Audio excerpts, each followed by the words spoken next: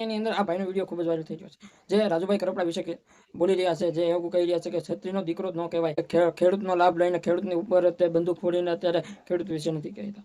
હાલ સોશિયલ મીડિયાની અંદર આ વિડીયો ખૂબ જ વાયરલ થઈ ગયો છે. વિડીયો દેખાડવા જઈ રહ્યો છું, વિડીયો જો. જેવી રીતે રાજુ કરપડા, તો હું એમ કહું છું ક્ષત્રિયનો દીકરો જ ન કહેવાય, જે ખેડૂતોનો લાભ લઈ ખેડૂતોના ખંભે. વિડીયો જોયો છે. નમસ્કાર મિત્રો, નવો વિડીયોમાં તમારું સ્વાગત છે. અમારી ચેનલમાં નવા હોય તો લાઈક અને સબસ્ક્રાઇબ ને શેર જરૂર કરી દેજો.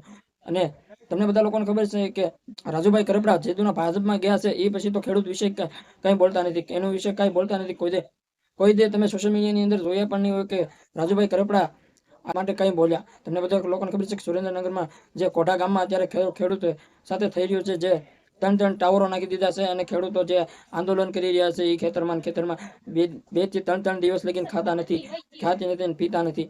હાલ સોશિયલ મીડિયાની અંદર તમે જોતા જશો કે ખેડૂતો ઉપર અત્યાચાર થઈ રહ્યો છે અને પોલીસ કાયદેસર આવી રહી છે અને ખેડૂતોને ગળા પણ દબાવી રહ્યા છે અને એના અવાજ કરે છે અને મુદ્દા પણ ઉઠાવે છે, તોય ખેડૂતને બોલવા નથી દેતા. તમને બધા લોકોને ખબર હશે કે હાલ સોશિયલ મીડિયાની અંદર કોઠા ગામના વિડીયો ખૂબ જ વાયરલ થઈ રહ્યા છે, જ્યાં જો ખેડૂતોના વિડીયો ખૂબ જ વાયરલ થઈ ગયા છે.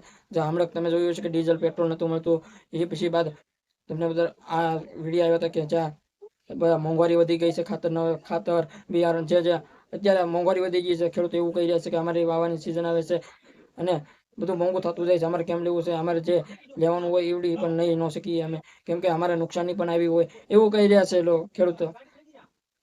તો તમારું શું કેવું છે કમેન્ટમાં જણાવો. અમારી ચેનલમાં નવા હોય તો લાઈક અને સબસ્ક્રાઇબ ને શેર જરૂર કરજો. જય હિન્દ, જય ભારત.